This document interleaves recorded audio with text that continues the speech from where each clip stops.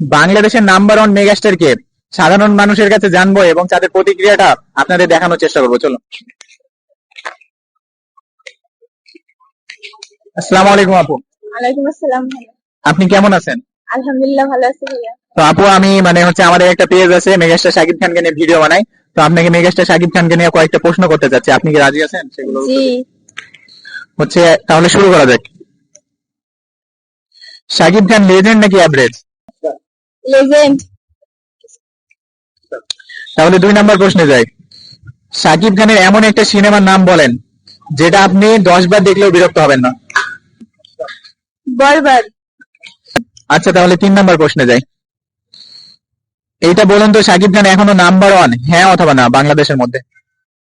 হ্যাঁ। আচ্ছা, তাহলে 4 নম্বর প্রশ্নে যাই। রোমান্টিক শাকিব খান ভালো না অ্যাকশন হিরো শাকিব খান ভালো, কোনটা আপনার পছন্দ? রোমান্টিক শাকিব খান।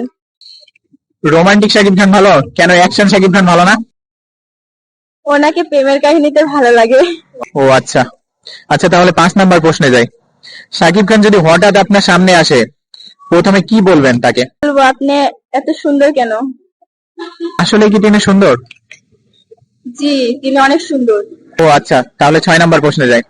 মেগাস্টার শাকিব খান যদি আপনাকে কখনো কোনো সিনেমার জন্য অফার করে, আপনাকে নায়িকা হিসেবে চাই, তাহলে আপনার উত্তরটা কি হবে?